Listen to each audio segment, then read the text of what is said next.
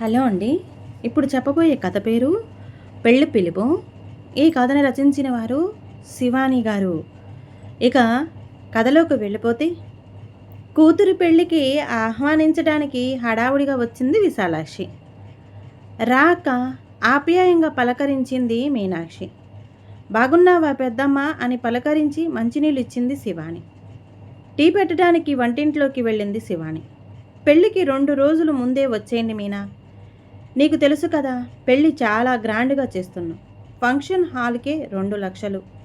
పందిరి హాల్ మొత్తం పూలతో డెకరేషన్ చేయిస్తున్నాం. 30-40 రకాల వంటలు. పెద్ద పెద్ద వాళ్ళు వస్తారు పెళ్ళికి అని 10 నిమిషాల వరకు పెళ్ళికి తాము చేసిన షాపింగ్ గురించి, కొన్న బంగారం గురించి, బట్టల గురించి ఆపకుండా గొప్పలు చెప్తూనే ఉంది విశాలాక్షి. పెద్దమ్మ పెళ్లి పిలుపులకు వచ్చినట్టుగా లేదు.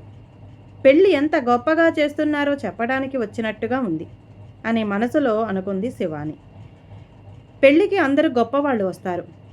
మీరు మా హోదాకు తగ్గట్టుగా రావాలి. ఇదిగో 2000 బట్టలు తెచ్చుకోండి. వీటితోనే బట్టలు రావాలని చూడకు. ఇందులోకి ఇంకొన్ని డబ్బులు వేసి నీకు, కృష్ణకు, పిల్లలకు మంచి ఖరీదైన బట్టలు తీసుకో అని విశాలాక్షి అనడంతో టీ తీసుకొస్తున్న శివాని విన్నది. మౌనంగా పెద్దమ్మకు, తల్లికి టీ ఇచ్చింది శివాని. ఎంత హడావుడిగా వచ్చిందో అంతే హడావుడిగా వెళ్ళింది విశాలాక్షి. విశాలాక్షి, మీనాక్షి ఇద్దరు తోడికోడళ్ళు. విశాలాక్షి భర్త జనార్దన్ రియల్ ఎస్టేట్ వ్యాపారంలో బాగా సంపాదించి కోటీశ్వరులు అయ్యారు. అకస్మాత్తుగా వచ్చిన నడమంత్రపు సిరికి విశాలాక్షి అందరి దగ్గర తమ ఆడంబరాన్ని ప్రదర్శిస్తూ ఉంటుంది. మీనాక్షి భర్త కృష్ణ ప్రైవేటు ఉద్యోగి అవ్వటంతో మామూలు మధ్యతరగతి జీవితం గడుపుతుంటారు. జనార్దన్, విశాలాక్షిలకు కృష్ణ, మీనాక్షిల మీద కానీ వాళ్ళ పిల్లల మీద కానీ ఎలాంటి ప్రేమ, ఆపేక్షలు లేవు. తమ హోదాకు సరిపోరని ఎప్పుడూ చిన్నచూపు చూస్తారు. కూతురి పెళ్లిలో వియ్యాల వారి ముందు, బంధువుల ముందు మరిది అతని కుటుంబం కనిపించకపోతే తాము పలచన అవుతామని, మీనాక్షితో పిల్లలతో పెళ్లి పనులు చేయించుకోవచ్చని, వాళ్ళని పెళ్ళికి రమ్మని పదే పదే ఆహ్వానిస్తుంది విశాలాక్షి. విశాలాక్షి వెళ్ళాక మీనాక్షి ఆలోచనలో పడింది. పెళ్ళికి ఇంటిల్లపాదికి బట్టలు తీసుకోవాలంటే 10,000 కావాలి. పెళ్లి కూతురికి కనీసం పావుతోలో బంగారమైనా పెట్టాలి. పిల్లలకు పెళ్ళికి వేసుకోతగ్గ చెప్పులు లేవు. గాజులు వేయించుకోవాలి. రాను పోను ఖర్చులు 25,000 పైనే అయ్యేటట్టుంది. పోనీ ఇంట్లో ఉన్న బట్టలే వేసుకొని వెళదామంటే అక్క పెళ్ళి కుదిరిన దగ్గర నుంచి చెబుతుంది వాళ్ళ హోదాకు తగ్గట్టుగా పెళ్ళికి రావాలని. వచ్చే సంవత్సరం ఫీజుల కోసం వేసిన 25,000 చిట్టి ఉంది. ఇప్పుడు చిట్టి కూడా మధ్యలో ఉంది కాబట్టి ఓ 4-5 వేలైనా వదులుకోవాల్సి వస్తుంది. కానీ అది ఇప్పుడే ఎత్తితే వచ్చే సంవత్సరం పిల్లల ఫీజులు ఎలా కట్టాలి? ఫీజులు కట్టడానికి ఇంకా 8 నెలల టైం ఉంది కదా. అప్పటి వరకు ఏమైనా ఆలోచించవచ్చు. ప్రస్తుతానికి చిట్టి ఎత్తి వాడుకుంటే సరిపోతుంది అని అనుకుంది మీనాక్షి. పెద్ద కూతురు శివానితో తన ఆలోచన చెప్పింది. దానికి శివాని, అమ్మా, ఒక్కరోజు ఆర్భాటం కోసం వచ్చే సంవత్సరం అంతా ఇబ్బంది పడదామా? మాకు ఈ ఫంక్షన్ కంటే చదువు ముఖ్యం. పెద్దమ్మ, పెద్దనాన్నలకు మనమంటే చాలా చిన్న చూపు. ఇది వరకు మనల్ని చాలాసార్లు అవమానించారు. కుదిరితే అసలు పెళ్ళికే పిలిచేవాళ్ళు కాదు, కానీ నలుగురు ఏమనుకుంటారో అని మనల్ని పిలిచారు. నిజంగా పెళ్ళికి మనం మంచి బట్టలు వేసుకొని రావాలనుకుంటే వాళ్లే బట్టలు కొనిచ్చేవారు కదా. నెల క్రితమే పెద్దమ్మ వాళ్ళ చెల్లెలకు, వాళ్ళ పిల్లలకు బట్టలు తీసిందట. వాళ్ళ చెల్లెలి కూతురు మా కాలేజీలోనూ చదువుతుంది కదా, తను చెప్పింది.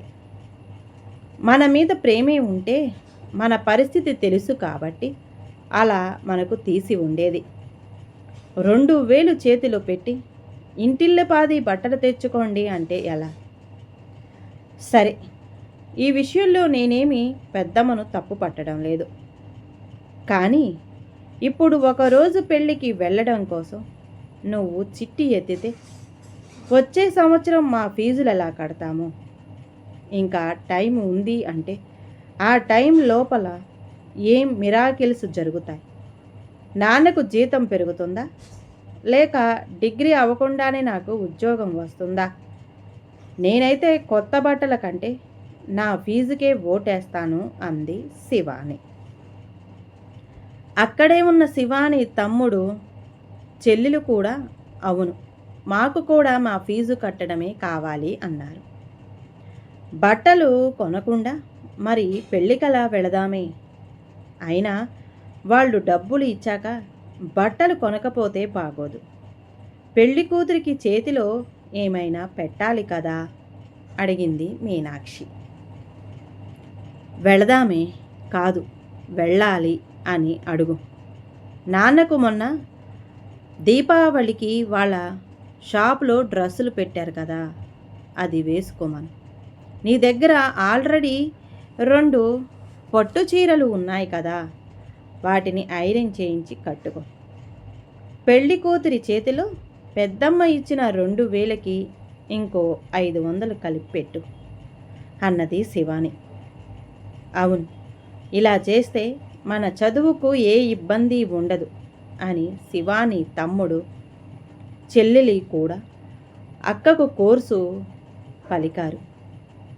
మరి పిల్లలు రాలేదమని ఎవరైనా అడిగితే ఏమని చెప్పాలి అన్నది మీనాక్షి అయోమయంగా. పరీక్షలున్నాయి, పిల్లలు చదువుల్లో బిజీగా ఉన్నారని చెప్పమ్మా అన్నారు ముగ్గురు పిల్లలు ఒకేసారి. అప్పుడే బయటి నుంచి వచ్చిన కృష్ణ భార్య పిల్లల మాటలు విని పిల్లలకు చదువు మీద ఉన్న శ్రద్ధకు సంతోషించాడు. అనుకున్నట్టుగానే పెళ్ళికి మీనాక్షి కృష్ణ మాత్రమే వెళ్ళారు. పిల్లలు రాలేదని అడిగిన వారందరికీ పరీక్షలున్నాయని చెప్పారు. అప్పుడే కాదు, ఆ తర్వాత 4 ఏళ్ల వరకు కూడా ముగ్గురు పిల్లలు చదువే లోకంగా గడిపారు. 4 ఏళ్ల తర్వాత మీనాక్షి కృష్ణ పిల్లల శ్రమ ఫలించి ముగ్గురికి మంచి ఉద్యోగాలలో స్థిరపడ్డారు. ఈ కథ గనక నచ్చితే ప్లీజ్ అండి లైక్ చేయండి, అలాగే ఛానల్ని సబ్స్క్రైబ్ చేసుకోవటం మాత్రం మర్చిపోమాకండి. మీ విలువైన అభిప్రాయాన్ని కామెంట్ బాక్స్లో కామెంట్ చేయండి.